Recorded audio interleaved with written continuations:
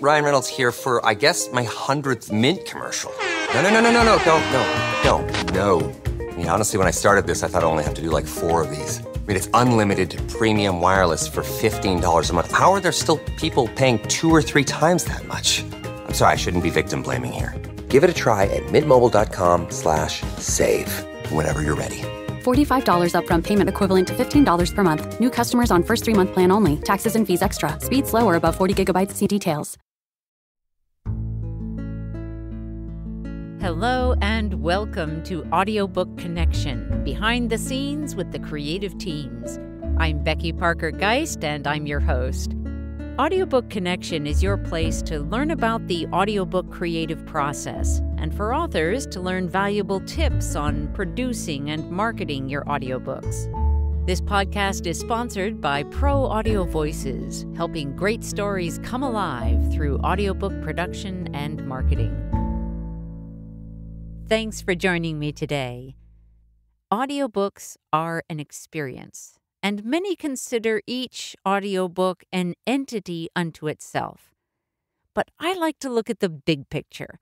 So let's talk about how your audiobook can be like a party. If you want something to happen, if you want to experience something, there's a lot of thought and planning that may go into it, sort of like a big party. First of all, you'll want to identify your goals. Now, for a party, that might be to surprise the person who's having a birthday, or to offer support around someone who's grieving. It might be to encourage people to bring gifts, like with a baby shower or bridal shower. Or it might be to give one huge gift, like you would at a retirement party. It might be just to build friendships and introduce people to each other. Or maybe it's just to maximize the fun had by all participants. For your audiobook, your goals might be to maximize royalties from sales, or to reach a specific target market. It might be to have an impact on the listener, or getting listeners hooked on your series. It might be supporting a charitable organization, or being able to continue engaging with listeners after the audiobook experience. It might be raising visibility for some product or service that you offer, and possibly selling some other product or service.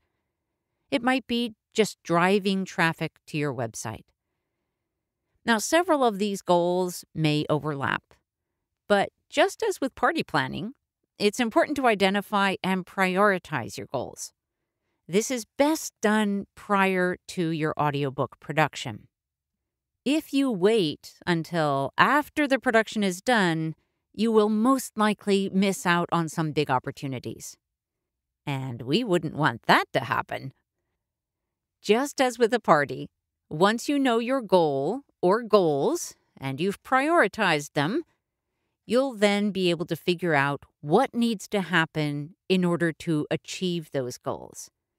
So if we stick with our party analogy, you might incorporate some icebreaker activity, or maybe some games that are going to be played during the party, or some other kinds of activities.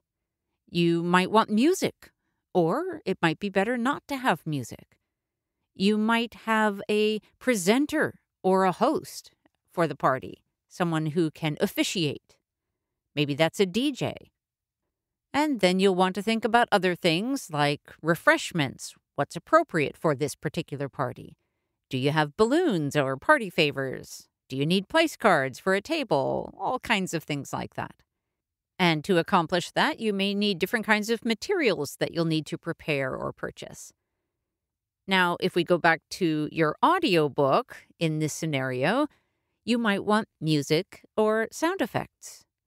Maybe there are downloads that you'd like to offer that will help your listener with their overall experience, or with some aspect of their life that being addressed in your audiobook. Maybe there are descriptions of visuals, sidebars, things like that. And some of those may already be obvious in the production of the audiobook, and some may not be. And it's the potential opportunities that you want to be looking for here. And I just want to clarify that I am not suggesting that you need to load up your audiobook with all kinds of extraneous things. That is not at all what I'm talking about.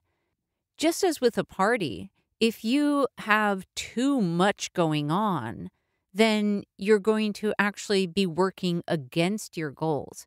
What I'm talking about is crafting an overall experience, and that crafting of the experience needs to be really thought through and can be lots of fun and very beneficial and enjoyable for your listener.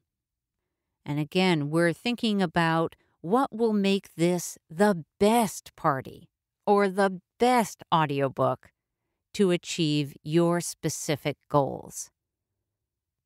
The overall message of this first part of what we're talking about is determining what your goals are and then crafting the experience that's going to make it a great experience to achieve those goals. Just as an example, let's say that you are developing a fantasy series and you've created a whole world in which these stories take place. And your target audience is people who like role-playing games. Then you're going to craft a different kind of game-like experience for them, and that may involve something in the midst of the story, or it may just be at the end. But again, because you don't want to interrupt the story. But depending on what your overall goals are and what you're trying to achieve in terms of bringing your audience in, you may want to be crafting an experience that is going to specifically try to do just that. Maybe that is that they get some kind of prize when they discover something within one of your books and then post that on social media, for example. That would be very different from, let's say, with a nonfiction book where somebody's primary goal is to encourage listeners to come by their coaching services, some kind of coaching program that they offer. In that case, you're likely going to want to be offering some free content from your website that's going to bring them to your website so that they can see what you've got going on there. And if you bring them back multiple times to your website, then each time that they see it, ideally they would, get more interested in learning more about that. Those are just a couple of examples of how you might think about this crafting of the experience. Let's take a short pause while you conjure all of this in your mind, and we'll be right back. Here at Pro Audio Voices, we love working with authors who have a big goal in mind. They really want to reach out to their audience around the world. We're here to help make that happen. It starts with our pre-production process, where we're evaluating and determining what elements of the audiobook we can leverage to both create an excellent listener experience for your listeners, as well as drawing them to your website to engage with you further. It continues on through the production process, making decisions that will enhance and support your big goals, as well as creating a great listener experience. But we don't stop there. Once the audiobook is live, we move on to helping you market your audiobook with the Audiobook Marketing Program. Come check us out at proaudiovoices.com. To schedule a call to talk about your audiobook project, click on Get Started. Okay, once you've got the party or audiobook planned, then it's time to attend to the invitations. You've probably already given some thought to that in the earlier section when we were talking about how to map out your party. But now we're going to dive in a little deeper on the invitations specifically. In an audiobook, you may have a single invitation, most often at the end, to invite listeners to learn more at your website. They may be learning more about you as the author, or about programs or other offerings that you may have, other books that you may have, for example.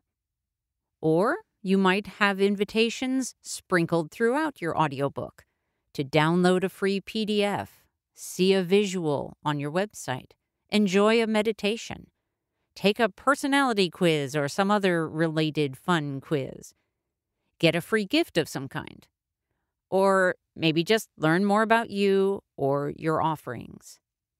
Now, just as with party invitations, how you word it can make all the difference between whether someone shows up or whether they don't. The first thing, of course, is to think about who you're inviting.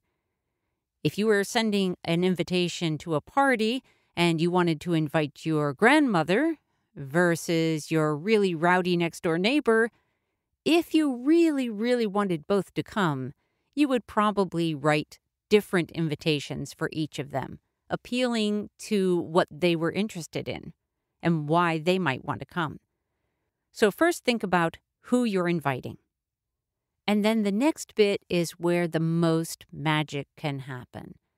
And that is, you want to think about what words would they use for the thing that you have that they may want.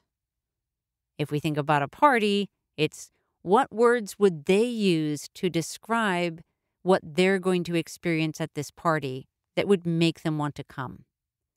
For your grandmother, maybe it's a warm and inviting evening. And for your rowdy next-door neighbor, maybe it's the booze that you're going to provide. And while as parties go, those may not sound like the same party. Hopefully, the point is clear. We want to think about what those words are that your listener may use. Now, this is really different from thinking about how you want to describe it to your listener, because that's thinking from your perspective.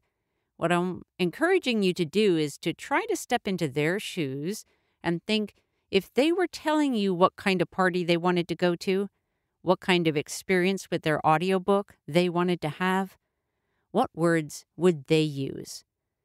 This is akin to thinking about keywords. If they were searching on Google for that party or that audiobook, what search terms might they put in there? So that's one way to think about it.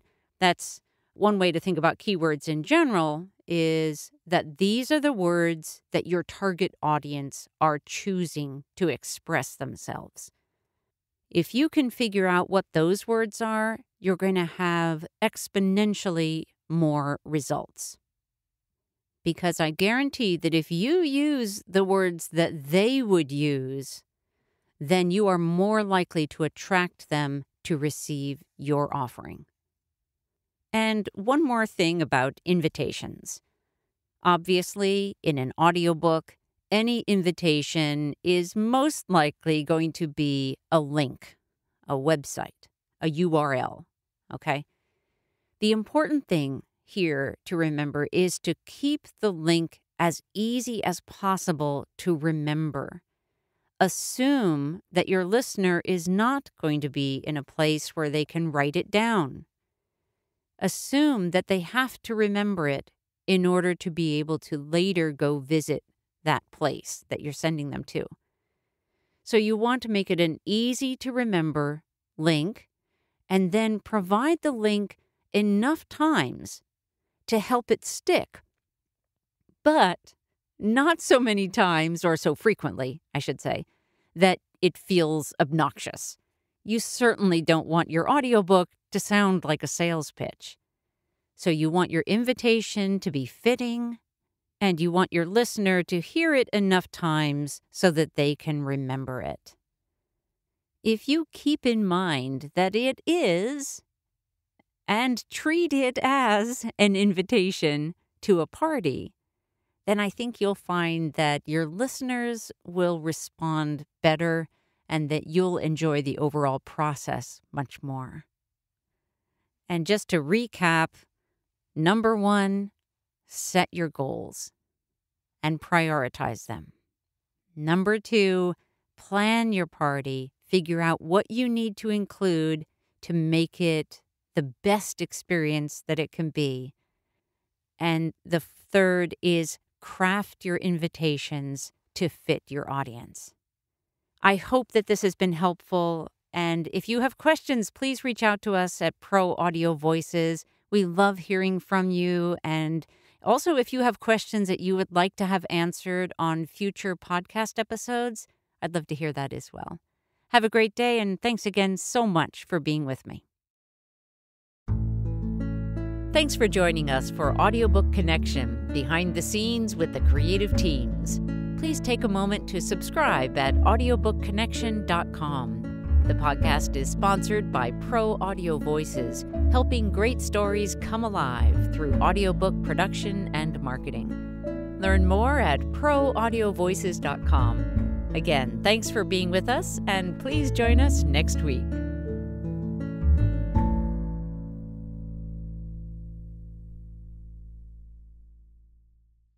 This podcast is a part of the C-Suite Radio Network. For more top business podcasts, visit c-suiteradio.com.